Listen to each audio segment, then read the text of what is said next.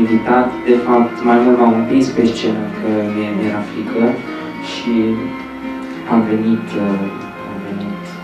și aici, adică să vă spun o poezie, compoziția mea proprie, în prima audiție, da, și munca mea de vreo câteva luni bune. Mi-a fost foarte greu să scriu, fiindcă este vorba despre o poveste adevărată.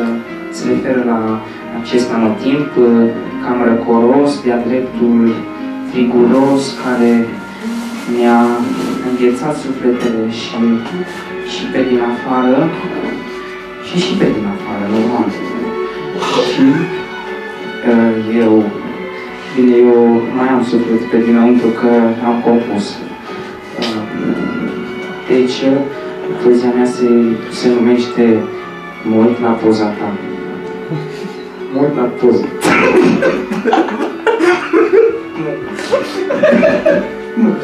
Lasă-l, mă, că a început bine. Mă uit la poza ta. Afară ninja cu fulgi mari. Afară ninja cu fulgi mari de ea. Eu mă uitam pe fereastră la poza ta.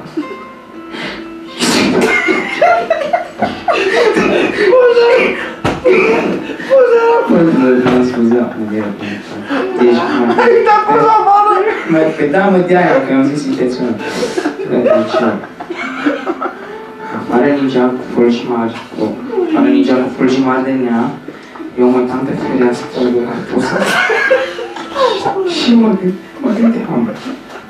gândeam, ce pula mea? Era chiar poza ta. Și mă gândeam că te cunosc, dar nu știam. Te văd sau nu te văd. Ai apărut ca și o stea în viața mea și ai plecat ca și o cățeală în viața mea. Tu ești tot ce am putut avea și am avut ce n-aș putea avea. Pentru că tu ești ca o stea și o stea nu o poți avea decât odată în viața mea sau a ta. Și niciuna nu va mai fi cum ai fost tu și acei copii pe care tu i-ai alungat când ei au intrat în viața noastră, doar a noastră. Ei au intrat fără nicio nevastă. Și eram doar noi doi, singuri, pe stradă, și afară ninja, și eu mă gândeam, ce pula mea. Pentru că era chiar poza ta pe strada mea și mă uitam la poza ta.